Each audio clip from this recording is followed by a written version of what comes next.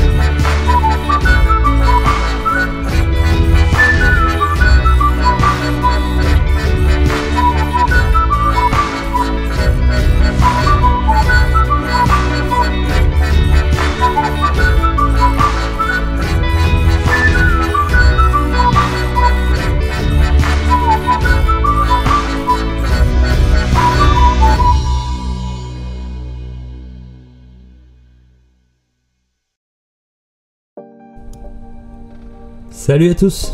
Et bien voilà, ça y est, nous y sommes. Carnac, les alignements, les fils de menhir. Nous sommes partis pour une balade au cœur du mystère. Donc comme vous voyez sur cette carte, nous sommes ici au point rouge, entre le Mennec et Kermario. Et nous commencerons donc par les alignements de Toulchignan, avant de remonter les alignements du Mennec. Tout au long de cette journée, et donc dans cette vidéo, nous allons nous promener au milieu de ces quelques 2733 menhirs, sur les 4 km du parcours.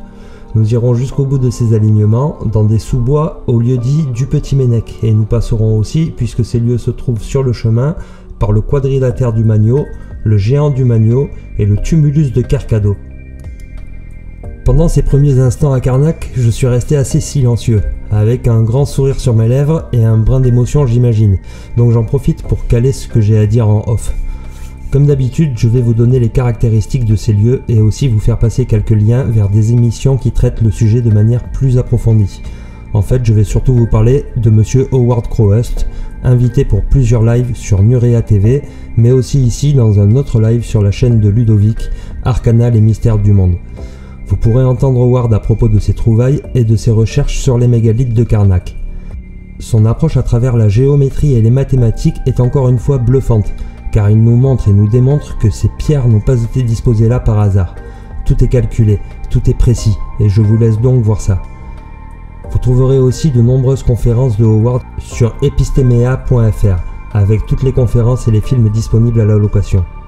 Je voulais aussi vous faire passer un lien un peu plus magique, disons, avec une séance d'hypnose régressive qui amène à des informations sur le site de Karnak. Je ne garantis pas ces infos, mais je trouve que ça résonne plutôt bien en moi, alors jetez-y un œil pour vous faire un avis. Sinon, d'une manière plus globale, Karnak, aujourd'hui, ce sont des alignements avec près de 3000 mégalithes alignés en fil.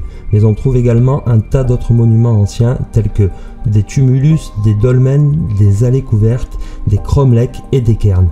On sait aussi qu'aujourd'hui, il ne reste environ que 15% des mégalithes installés au départ. Donc cela veut dire que rien que dans le Morbihan Sud, leur nombre devait s'élever à environ 70 000. Nous serions donc bien dans un des berceaux du mégalithisme. Mais qui en doute ? En plus de ça, des résultats sur certaines fouilles annoncent des dates d'établissement aux alentours des - 5000 avant notre ère. Ce qui veut donc dire que Karnak fait bien partie des plus anciens ensembles mégalithiques connus à ce jour. Alors voilà ce qu'il en reste, et malgré tout je trouve ça plutôt bien, si on imagine tous les événements qui se sont passés dans le coin à travers les âges, les guerres, les saccages, enfin tous les peuples qui se sont succédés sur ces terres, avec des intérêts, des buts et des visions différentes. Malgré tout ça, et malgré les dégradations liées aussi au climat, à l'érosion, etc., ces pierres sont encore là et nous délivrent encore des messages. Je vais m'arrêter là pour la voix off, la suite de la visite se fera en musique et avec mes réactions en live sur le moment. Je vous dis donc à très bientôt et bonne fin de balade, à plus.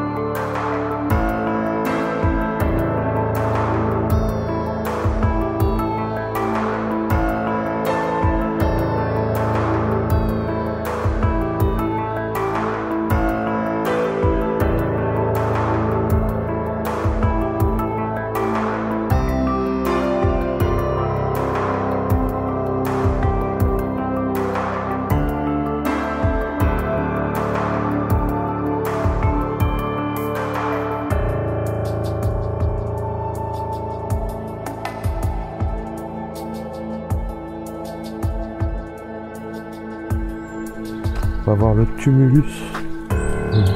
Bonjour. Bonjour.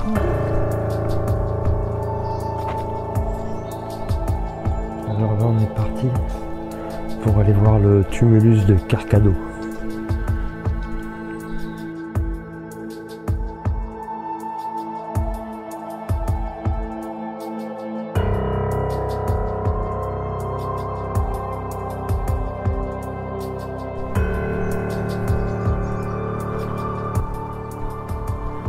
Donc on voit des pierres là déjà qui font une première enceinte.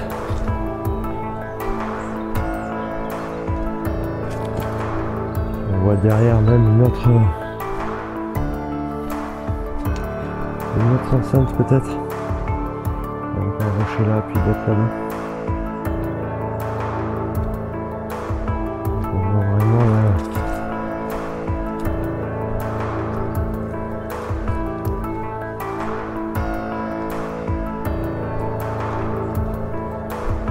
Je sais pas si ce sont deux cercles ou une spirale.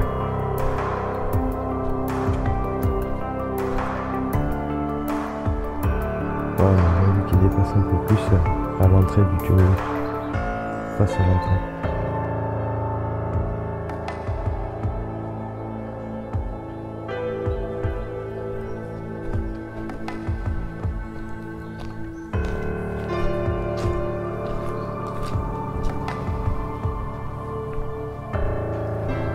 Donc là, c'est ta lumière. Mais je crois qu'il y a un interrupteur. Il y a un interrupteur, mais ça risque d'être sombre quand même. Allez.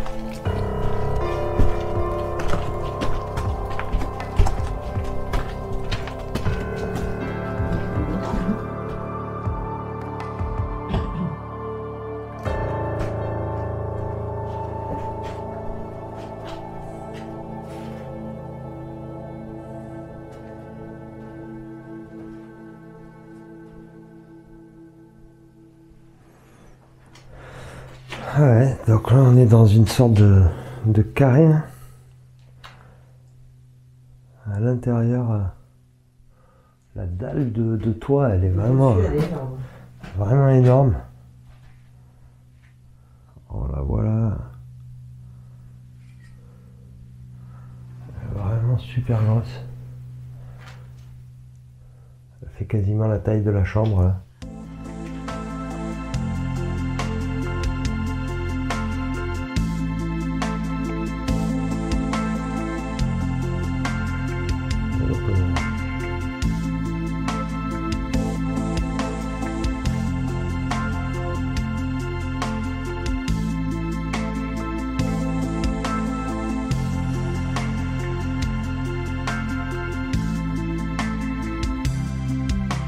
Là, la dédale de 2,20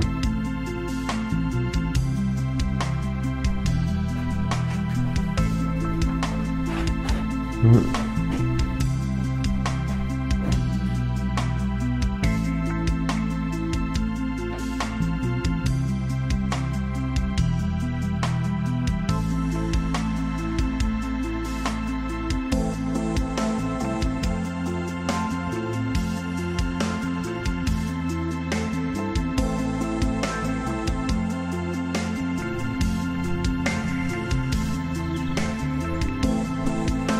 Donc juste au-dessus de la chambre,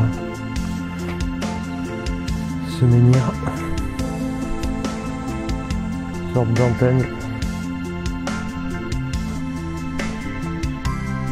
Et là on voit tout le tertre. Hein.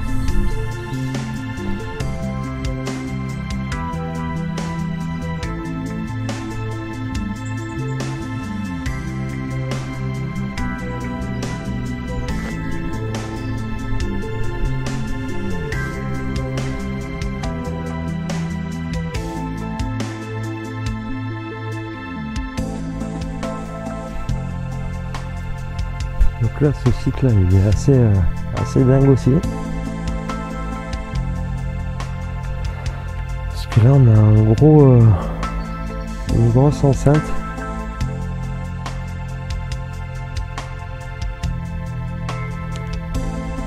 Donc, tout le tour là de ce... Je sais même pas si ça fait un carré ou un rond. Et j'ai l'impression que là-bas, il y a un tertre au fond. Là-bas il y a un grand menhir et puis là de ce côté c'est gros alignement quoi, avec des gros rochers.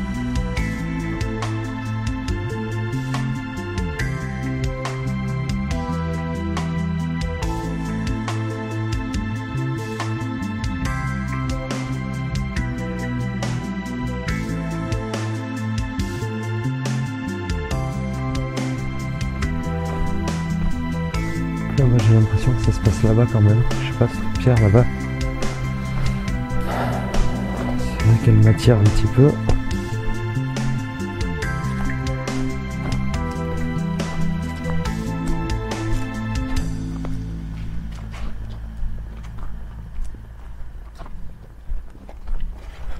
On vient de faire la connaissance de deux personnes vraiment super. On a beaucoup parlé là. Travailler sur l'énergie des pierres, des lieux, et même des personnes. Donc ils se reconnaîtront. Mes petits bonjours à Harry et son collègue qu'on a rencontré près du géant du Magno.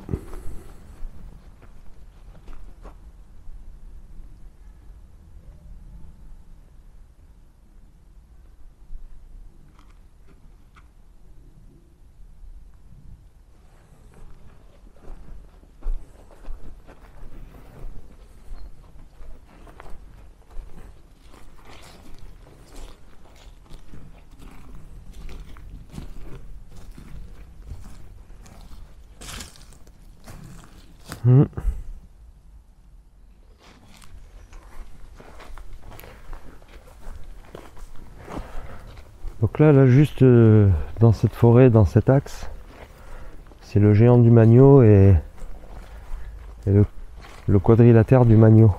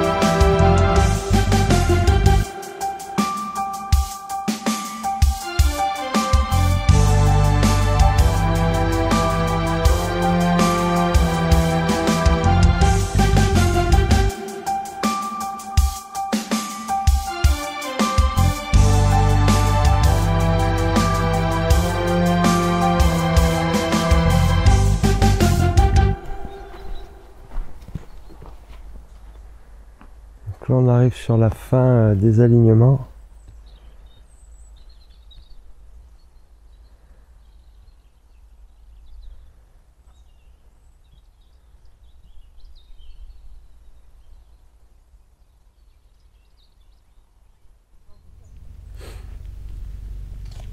Donc là on est au quadrilatère du Magno.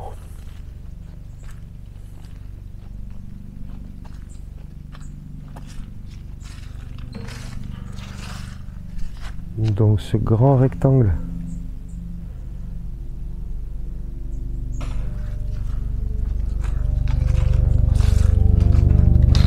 À la suite des alignements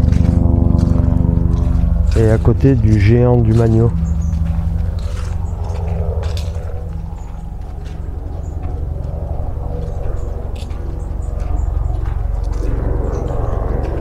Donc là je vous renverrai en lien toutes les vidéos pour ceux que ça intéresse de Howard Crowhurst.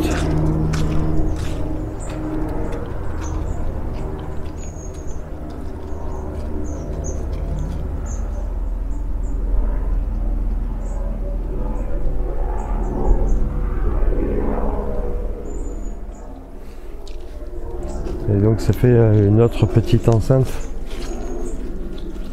autour de la première enceinte.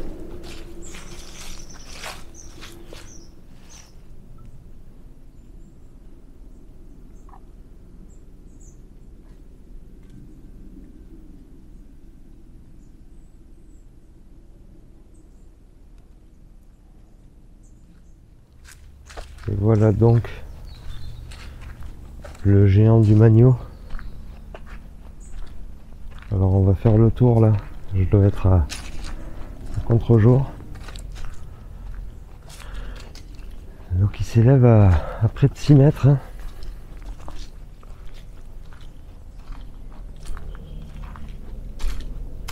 Et là, on croit même remarquer un visage. Les yeux, le nez, la bouche. En bas, il y a une petite fissure.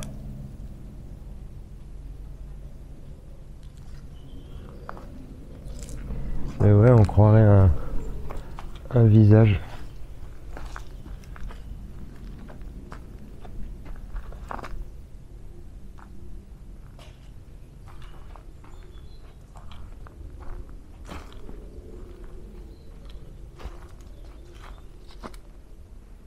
Une statue de l'île de Pâques.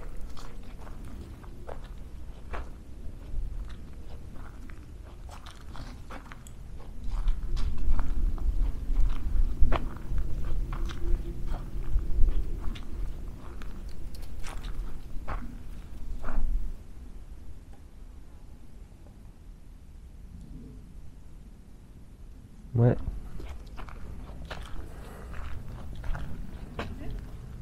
Très impressionnant.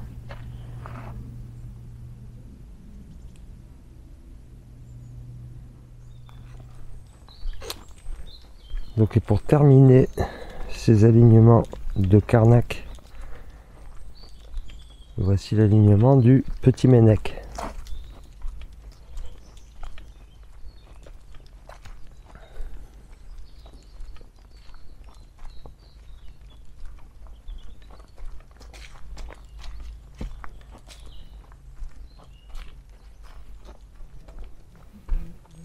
Super joli cet alignement du Petit Ménec au milieu de la forêt.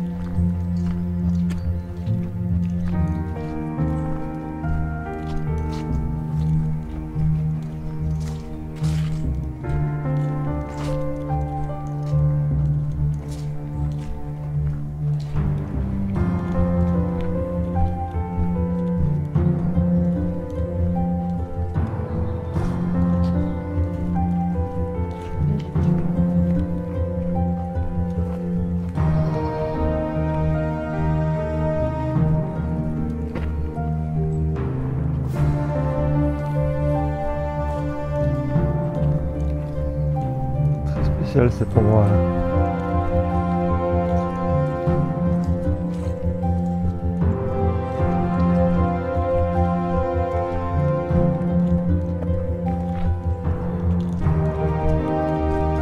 Donc alors je sais pas si c'était des sites de fouilles.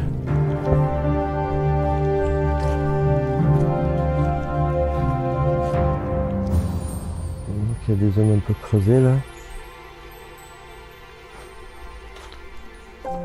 J'en ai vu d'autres à l'arbre là-bas.